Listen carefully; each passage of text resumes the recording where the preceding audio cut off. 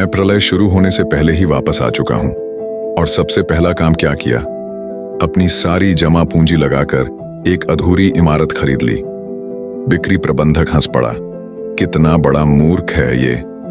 पर मुझे फर्क नहीं पड़ा, क्योंकि सिर्फ मुझे पता था 1 महीने बाद दुनिया में ज़ॉम्बी तबाही आने वाली है और यही अधूरी इमारत बनेगी मेरी शरण स्थली।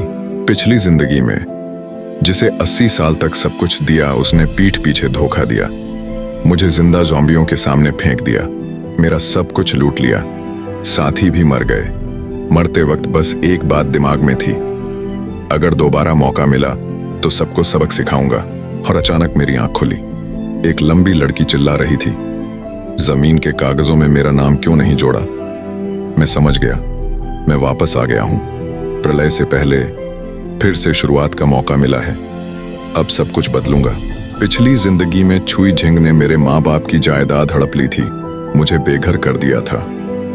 ज़ॉम्बी प्रकोप के दौरान वो वापस आई, झूठे आंसू लेकर। असल में वो दुश्मनों की जासूस थी। अब फिर आई है 4 लाख की शादी की डिमांड लेकर। सिर्फ 1 हफ्ता है तेरे पास, उसने कहा। मैंने कहा, तू कौन होती है मुझे अल्टीमेटम देने वाली?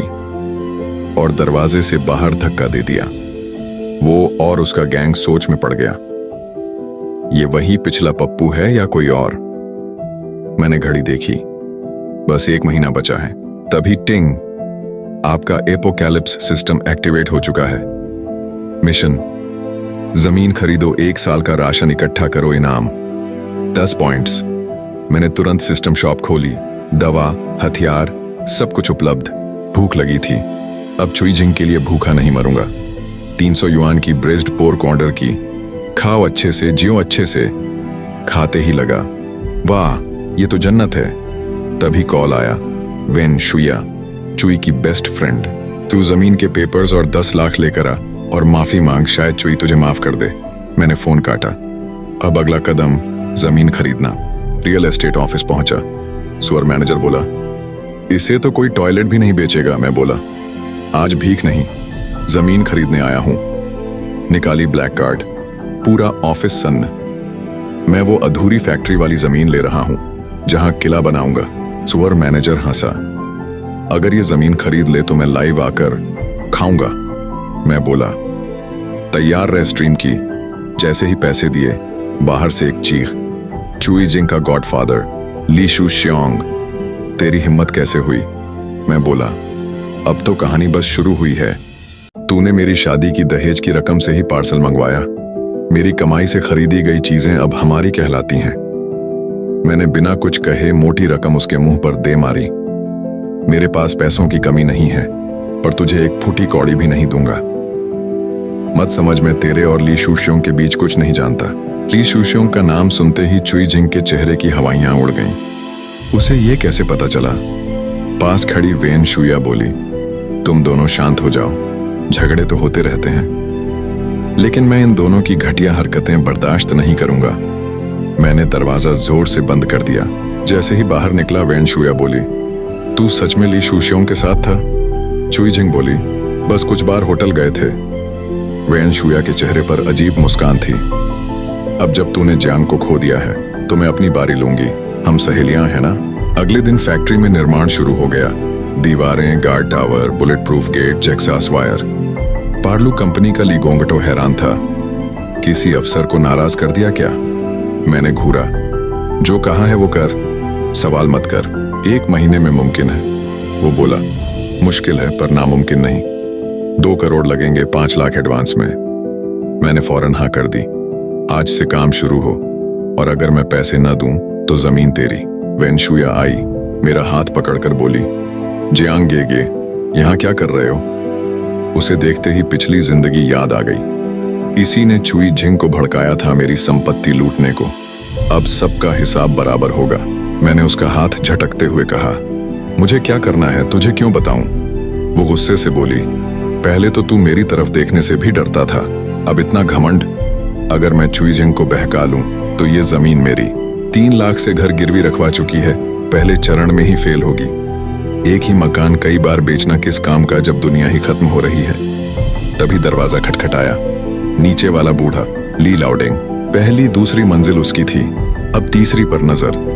तेजाब, कचरा, ताले में कील, सब कर चुका था। अब क्या? मकान चाहिए? ले ले, लेकिन मुझे आधा साल रहना होगा और 5 लाख अभी दे। ली लाउडेंग मान गया। कॉन्ट्रैक्ट बनेगा, बनवा ले, पर यह मकान तेरी कब्र बनेगा। अब मेरे पास कुल 8 लाख थे, 5 लाख लीसे और 3 लाख लोन से। सिस्टम टास्क पूरा किया और सुपरमार्केट पहुंचा। गाड़ियों में भर भर कर सामान खरीद रहा था। लोग बोले, लगता है दुनिया खत्म होने वाली बातों पर यकीन करता है। मुझे कोई फर्क नहीं पड़ा। अब टास्क था प्रोटैगनिस्ट सप्लाई बॉक्स। मैंने बिना हिचक उसे चुना। बधाई हो, आपने बॉक्स एक्सचेंज किया। एक सुनहरी चमक वाला बॉक्स प्रकट हुआ। बॉक्स में थी स्पेस रिंग, 500 क्यूबिक मीटर जगह जहां समय रुक जाता था, यानी सामान कभी खराब नहीं होगा। सही सोचा था, पहली बार में ही जैकपॉट मिल गया। अब लक्ष्य था 10 साल का भोजन स्टोर करना। तभी आवाज आई, कौन इतना सामान बर्बाद कर रहा है? मुड़कर देखा, स्कूल का बदमाश यांग ताओ। सामान वापस रख वरना अंजाम बुरा होगा। मैं हंसा, अब भी तू लोगों को डराता है? सामान ले रहा है तो पेमेंट कर। 1 घंटे बाद बिल 4.3 युआन। मैंने तुरंत पेमेंट किया। यांग की आंखें फटी रह गईं। जैसे ही वो जाने लगा मैंने रोका। माफी मांगे बिना जा रहा है? तू हद पार कर रहा है। वो चिल्लाया। भीड़ बोली, गलत किया, माफी मांग। अगर अंदाज सही होगा तो मैं 10 गुना ज्यादा खरीदूंगा। यांग ताओ झुका। माफ कीजिए। मैंने उसके सिर पर हाथ फेरा। इंसानियत जरूरी है। वो बोला, योंग जी, इतना सामान सुपरमार्केट स्टॉक से काम नहीं चलेगा। आपको थोक सप्लायर चाहिए। तू किसी को जानता है? हाँ, झांग शेंगजे, स्कूल का साथी, अब थोक का काम करता है। उसने कॉल किया। जी, बड़ा ग्राहक लाया हूं। हम वेयर हाउस साइट पहुंचे। एक गाड़ी पीछे से आई। यांग ताओ गिरते गिरते बचा। मैं वहीं खड़ा रहा। ड्राइवर को आज पोंग सीट से पाला पड़ेगा। गाड़ी से उतरा झांग शेंगजे, सिगरेट पीता हुआ। यांग बोला कि यही है बड़ा ग्राहक, स्कूल का पुराना साथी जियांग शियाओयुंग। झांग कुछ देर सोचता रहा। ओह हाँ, वही जो किसी के सामने नहीं झुकता था।